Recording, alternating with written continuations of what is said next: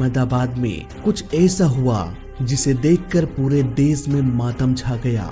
Air India का विमान उड़ान भरते ही क्रैश हो गया। इसके बाद जो तस्वीरें सामने आई उसे देखकर रोंगटे खड़े हो गए। पर आखिर ये सब कैसे हुआ, क्या है पूरी कहानी, आइए विस्तार से समझते हैं आज के इस वीडियो में। 12 जून 2025 अहमदाबाद, गुजरात, इंडिया। यहाँ एक इंटरनेशनल एयरपोर्ट है, सरदार वल्लभ भाई पटेल इंटरनेशनल एयरपोर्ट। इस एयरपोर्ट में एक सिंगल रनवे है जिसकी लंबाई 3505 मीटर यानी कि 11,499 फीट लंबा है। एयर इंडिया फ्लाइट 171 का ये विमान इसी रनवे से उड़ान भरने वाला था। समय 1 बजे फ्लाइट 171 में 230 यात्री सवार होने लगे। इन यात्रियों में से गुजरात स्टेट के फॉर्मर चीफ मिनिस्टर भी थे। इन 230 पैसेंजर्स में से 11 बच्चे थे और 2 बच्चा इतना छोटा था कि उनकी उम्र 1 साल से भी कम रही होगी। धीरे धीरे सारे पैसेंजर्स प्लेन में सवार हो गए। इन पैसेंजर्स के अलावा 2 पायलट और 10 क्रू मेंबर्स थे। इस प्लेन को कैप्टन सुमित सबरवाल और फर्स्ट ऑफिसर क्लाइव कुंदर उड़ाने वाले थे। इट मींस प्लेन में कुल 242 लोग सवार हो गए। चिलचिलाती धूप, करीब 35 से 40 degree Celsius. Ground staff passengers के लगेज को कार्गो होल्ड में डाल रहे थे। सारे इंस्पेक्शन के बाद एटीसी ने प्लेन को रनवे 23 से टेक ऑफ करने का परमिशन दे दिया। अब धीरे धीरे प्लेन को पुशबैक किया गया। इसके बाद ये रनवे की ओर निकल गया। देखते ही देखते प्लेन तेज गति से रनवे पर रन करते हुए रनवे को छोड़ हवा में ऊपर उठने लगा और धीरे धीरे ये अपना एल्टीट्यूड गेन करना शुरू कर दिया। 400 फीट, 500 फीट, तभी प्लेन में कुछ गड़बड़ी हो गई। ये प्लेन ऊपर उठने के बजाय नीचे की ओर गिरने लगा। पर क्यों और कैसे, ये किसी को भी नहीं पता था। प्लेन के टेक ऑफ करने के महज 30 सेकेंड्स बाद ही ये प्लेन बीजे मेडिकल कॉलेज के छत से टकरा गया। यहीं पर प्लेन का टेल टूटकर अटक गया और प्लेन के बाकी का हिस्सा कुछ और घरों को तोड़ते हुए क्रैश हो गया। अब क्योंकि प्लेन के टैंक में भारी मात्रा में फ्यूल भरा था, इसलिए क्रैश के तुरंत बाद भीषण आग का गोला आसमान में फैल गया। आसपास मौजूद लोगों ने इस पूरे हादसे को अपने कैमरे में फिल्माया। बहुत से लोगों ने उन क्लिप्स को मुझे सेंड भी किया और यकीन मानो दोस्तों, उसे देखने के बाद मेरी रूह तक कांप गई। ऐसी तस्वीरें और ऐसी जली हुई सामने थी कि मैं उसे यहाँ पर दिखा भी नहीं सकता।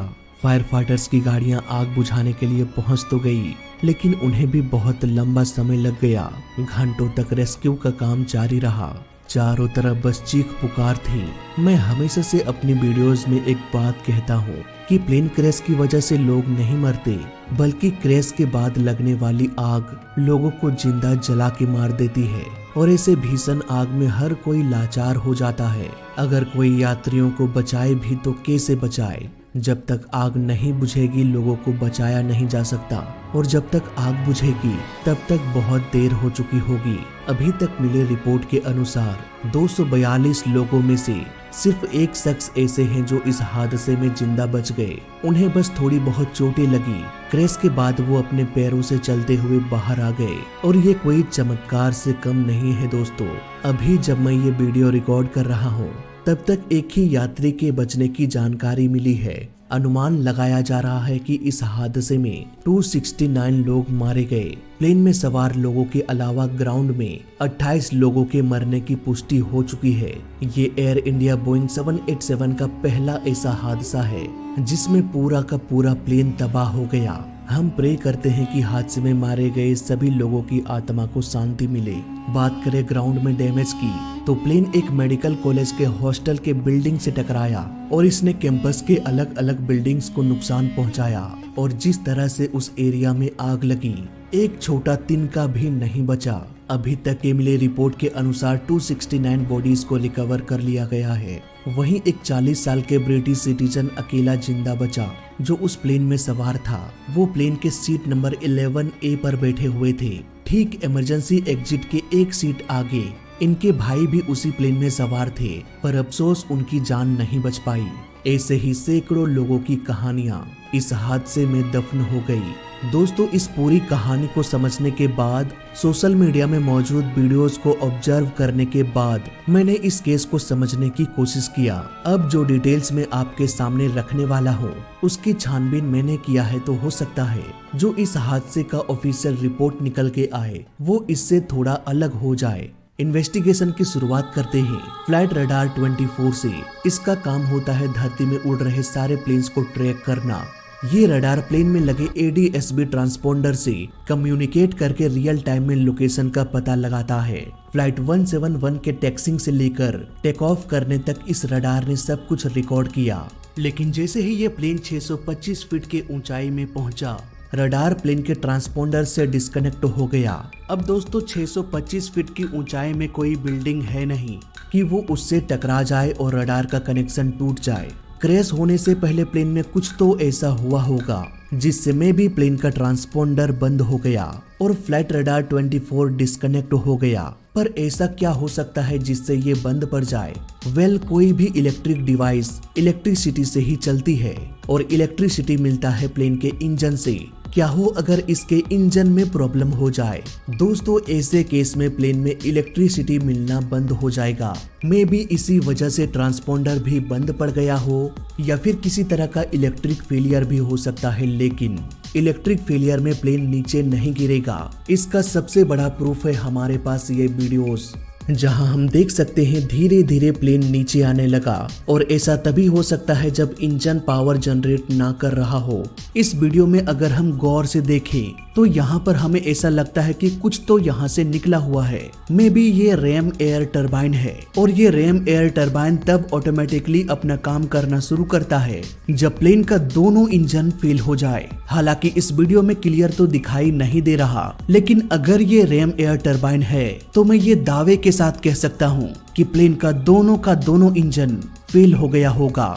इसलिए इन सब चीजों को ध्यान में रखते हुए हम ये कह सकते हैं कि प्लेन के क्रैश होने से पहले ही प्लेन में गड़बड़ी हो गई होगी। May be engine failure. अब आपको लग रहा होगा कि मैं इन सारी बातों को ऐसे तुक्का लगाकर बोल रहा हूँ, पर ऐसा नहीं है दोस्तों। हमें इसका सबसे बड़ा प्रूफ मिला हादसे के कुछ घंटे बाद, जब ATC ने कहा कि फ्लाइट 171 ने मेडे कॉल किया। मेडे कॉल तब किया जाता है जब प्लेन में कोई ऐसा खतरा आ जाए जिससे प्लेन क्रैश हो सकता है। इट मीन्स जब ये मेडे कॉल किया गया तब प्लेन रनवे के आसपास के आखिरी छोर में रहा होगा, यानी कि गड़बड़ी की शुरुआत भी यहीं पर हुई होगी। लेकिन यहाँ पर एक और सवाल पायलट पर उठ जाता है कि अगर पायलट को पहले से ही पता चल गया था तो उन्होंने उड़ान क्यों भरा?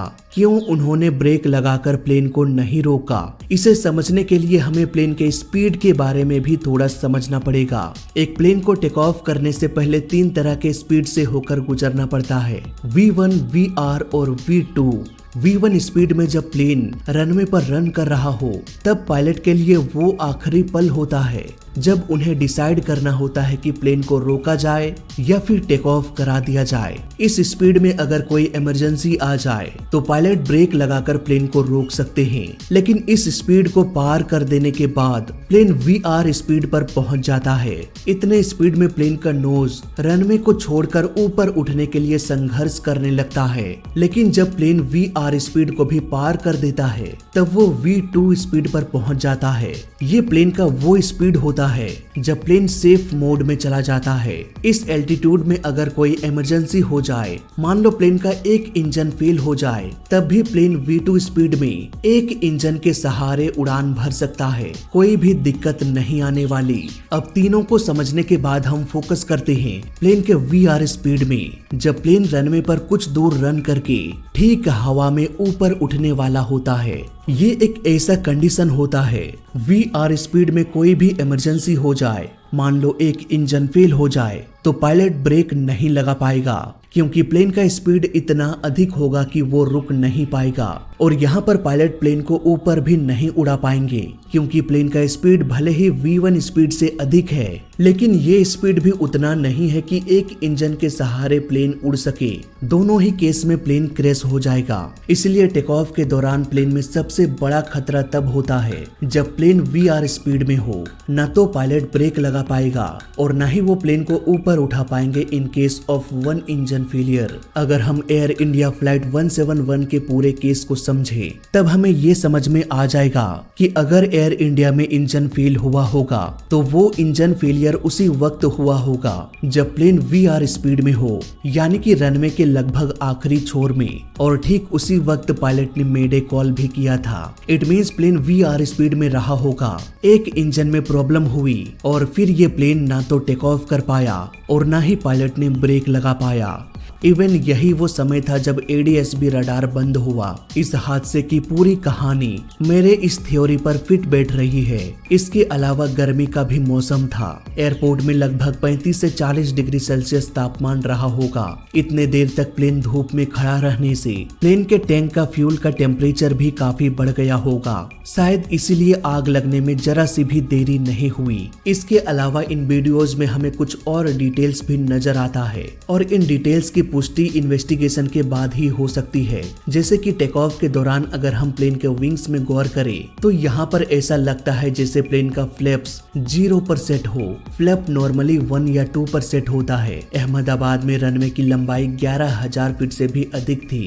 इट मीन्स रनवे की लंबाई काफी था बोइंग 787 जैसे प्लेन्स को उड़ान भरने के लिए। इतने लंबे रनवे पर कम फ्लैप्स के साथ उड़ान भरा जा सकता है, लेकिन ये जो वीडियो इंटरनेट पर वायरल हो रहा है इसे किसी मॉनिटर के स्क्रीन से रिकॉर्ड किया गया है, इसलिए प्लेन का फ्लैप्स ठीक से दिखाई नहीं दे रहा है। हो सकता है प्लेन का फ्लैप मिनिमम पर हो ना कि 0 पर, या फिर ये भी हो सकता है कि फ्लैप 0 पर हो। लेकिन टेक ऑफ के दौरान अगर फ्लैप 0 पर हो तो कॉकपिट में एक अलार्म बजने लगता है, इसलिए मुझे नहीं लगता है कि पायलट ने 0 फ्लैप पर टेक ऑफ किया होगा। एक शॉकिंग डिटेल हम देख सकते हैं प्लेन के लैंडिंग गियर में। प्लेन में लगातार ड्रैग बढ़ रहा था, प्लेन का स्पीड लगातार कम हो रहा था। ऐसे में पायलट ने लैंडिंग गियर को नीचे ही छोड़ दिया। हालांकि इसे ऊपर कर देने से भी ऐसा नहीं होता कि प्लेन बच जाता।